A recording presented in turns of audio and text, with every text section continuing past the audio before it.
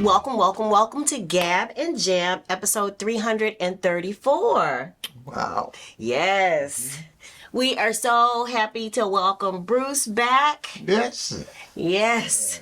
Of course, we've been missing him. He is the second half of my life and our musical core, and of course, the co-host for this podcast. So, Wow. So yeah. All right. So one of the topics, the last episode was 20 takeaways from the silent takeover Ted Gioia's on AI's threat to music. This is part 2. And what I did was just highlighted, we're going to highlight 6 points. We're not going to do all 10. If you want to see all 20, go to the blog post. I have the link below. I'll also include the interview for Rick Beato's channel. I have the link below for that.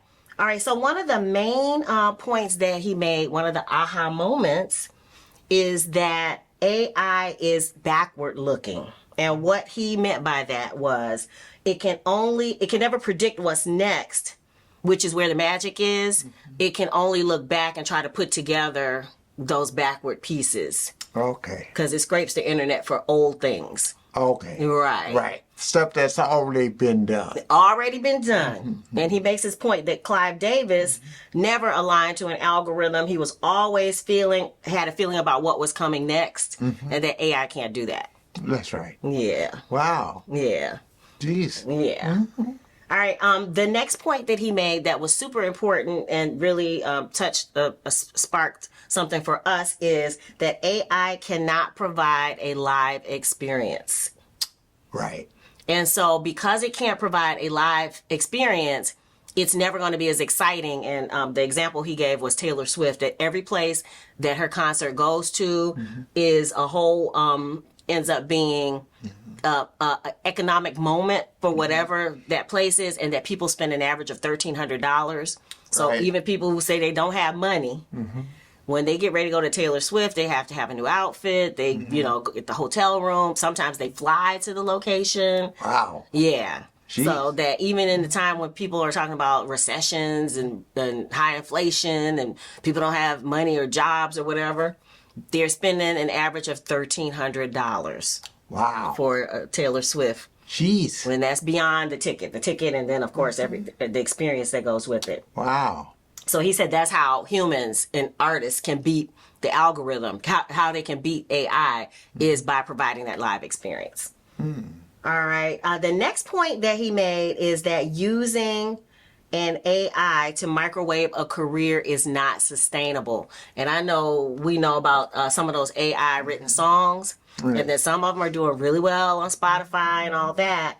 But he was saying you cannot get to be an artist that it has the impact of a Taylor Swift if you're not willing to take the long road.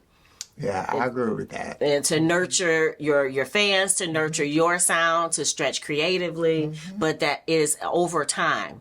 That you can't just wake up one day, go viral, more than likely, and then be able to maintain a fan base that is going to be as loyal as somebody like Taylor Swift. That's right. And I always look at Taylor Swift. She was kind of a role model for me, and I know that's weird to hear.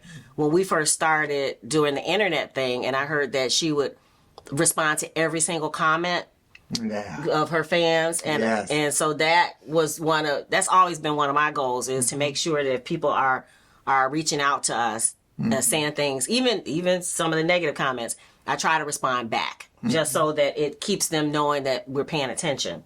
That's right. All right, let's see. Here's another aha moment. He says that true progress is in human beings flourishing, not AI taking over the human side. And he says another example he gives is humans pushing the limits and going into uncharted territory is always going to bring more people and more excitement for you than any AI, 5-minute produced AI reincarnation. Okay. Yeah. Wow, that made sense. Yeah.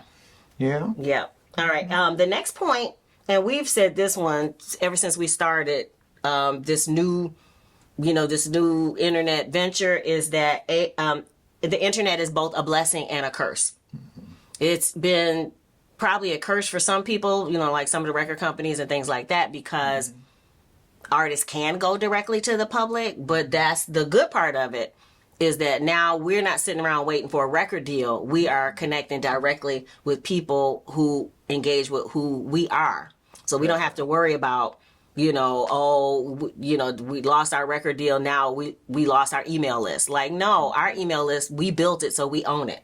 That's right. Our social media, we built it, we own it. Our name, because I know there are things about people who had to change the name of songs, change the name of the band, because the record company says, oh, you can't do that. And we don't have that to worry about. Right. And we are finding people who love us for who we are. And that is the most important part. Even if the crowd is smaller than the major label would be able to reach, the fact that we can keep sustaining this over time, back to that Taylor Swift point, that is going to be more important in the long run.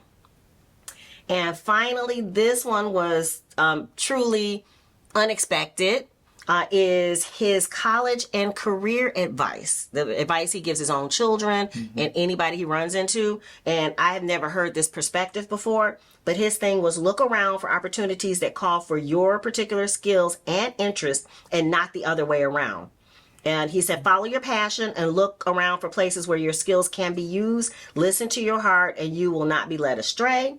He says that sometimes life will take you in a roundabout way to get you all the skills and experiences that you need to live the life you really want.